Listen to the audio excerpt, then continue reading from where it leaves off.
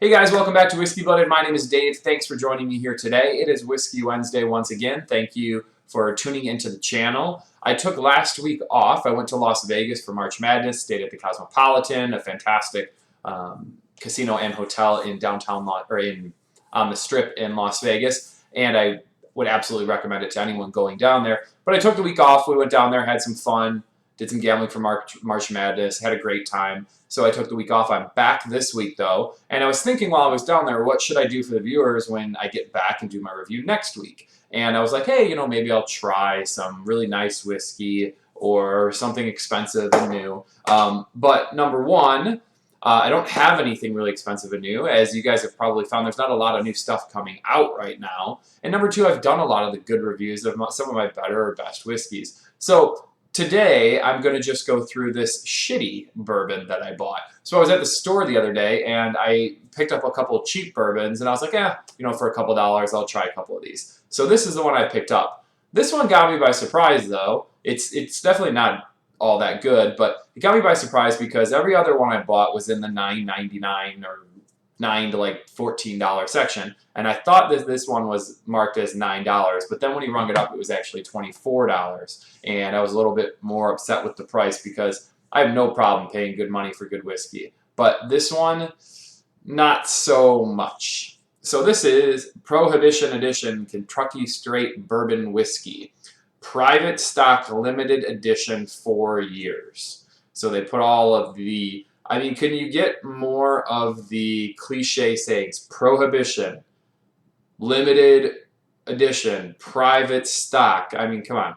The barrel itself, the bottle itself is so cheesy. It's just a normal bottle with this label that looks like I made it on my printer from 1999.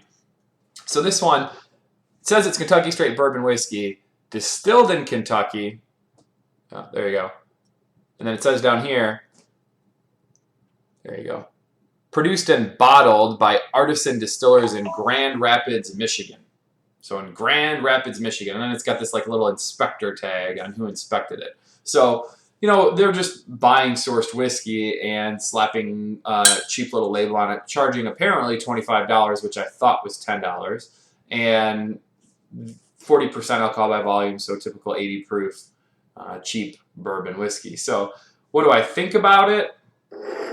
Well, let's find out.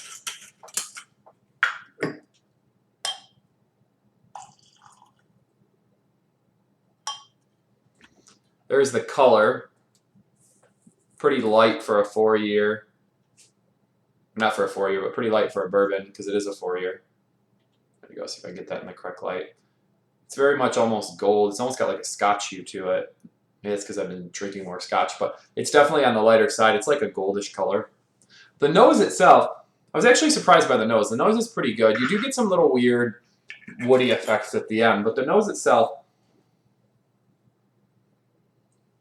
it's like a quick blast of that honey caramel. No real spicy notes, but then after that, it's that wood and barrel smell. And I found that a little bit weird because normally you get those wooden barrel smells. You get a little bit of the spice and the pop and maybe a little bit of tobacco, white pepper smells, but this doesn't have that. It smells like a little bit like a dusty shelf almost. That's a bad way to describe it. Maybe I'm just mad that I paid $15 more than what I should have for some shitty whiskey. But let me try it for you guys here. I tried this once before.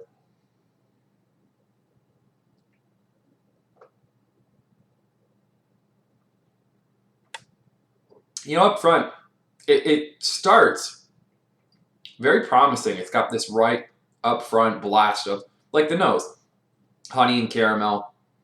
And those are classic bourbon notes. But then after that, it dies. It dies fast, too. That initial burst and that nice flavor up front just dies almost immediately. And after that, you've got this weird, just wood taste. Not the good, like, aged bourbon wood taste. This is like you're taking a bite out of the actual barrel itself. You're just biting into it, eating the wood, cardboard sort of finish there, and then you don't get any of that nice toasty back finish. No real notes for no toasted oak, no tobacco, no white pepper, no black pepper, no red hot. It's just that honey and that oak, which are obviously those sugar notes from the fermentation process.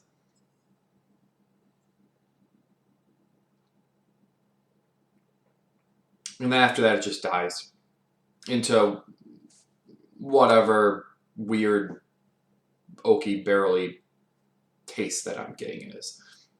So this isn't probably a great review for those of you. I've noticed almost none of you guys are from Michigan, because this is probably, with it being a distiller in Grand Rapids, Michigan, which is kind of like out in the middle of nowhere, not the middle of nowhere, but kind of like smaller city Michigan. You'll probably never see this on your shelf. But if you're wondering if you should buy these little whiskeys that pop up from your local places, I would say number one, just look online first. If you don't want to just waste your money, look online and see if other people like it. There's actually 3 local distilleries here in Michigan that I really do like. Now, one of them I like their rye, one I like their bourbon, and then the other one I like different spirits from. Like, they have a gin and they have a couple other good spirits that I like. But I think you should look it up first. Number 2, just make sure you're not paying too much for it like I did. Like, if this was $10, I wouldn't have minded, because it's $10. You know, I just throw it away if I don't like it, or I put it in a drink. This stuff I could probably still put in a drink. I'm just not happy I paid $25 for it. For $25, I can get a spirit like, you know, for a couple more dollars, I can get Elijah Craig. For a couple more dollars, I can get, you know, a Weller. I can get, you know, something that's I've grown accustomed to, that I know has good taste and consistency. So yeah, as far as the score I was going to go on this one, you know what? Do I have some paper? Guys, here, check out this whiskey while I grab some paper. I thought I had this ready. Normally I do. Apologies. Vegas must still be in my system. So here's the whiskey once again, as we look for a pen to write some stuff down with. You know what? We're not even going to...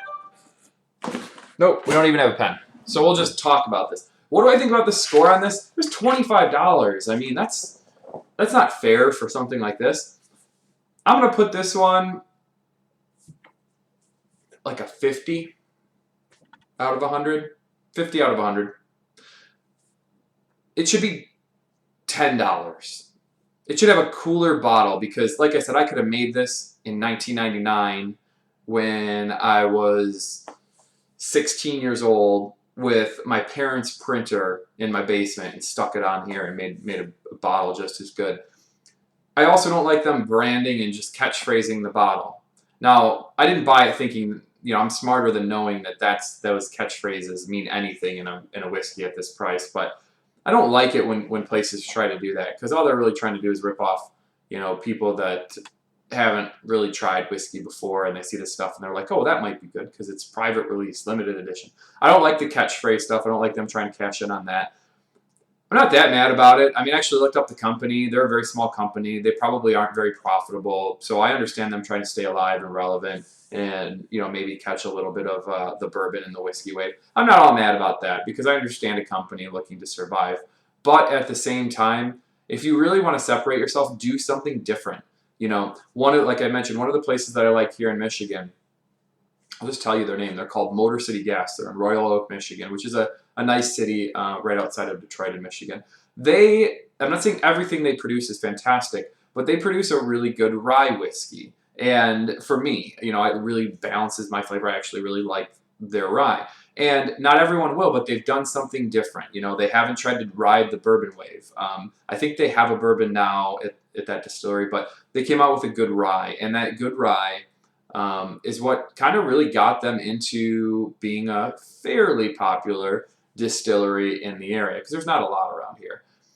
This one, though, I have a feeling that this company is just cashing in on those kind of cliche trends. And that's fine. Maybe make a couple bucks while you're at it, but you need to do something to stay relevant, and you need to do something or constant, and also make yourself relevant outside of just, you know, people are only going to buy this bottle one time.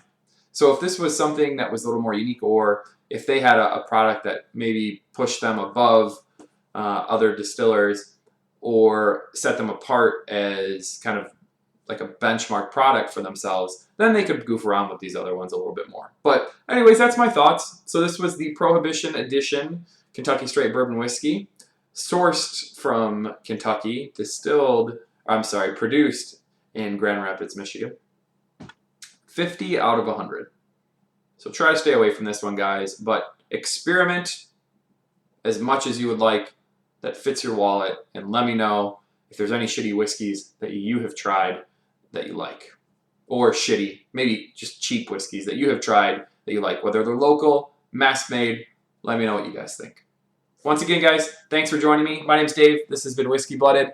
Have a great one. We will see you next week.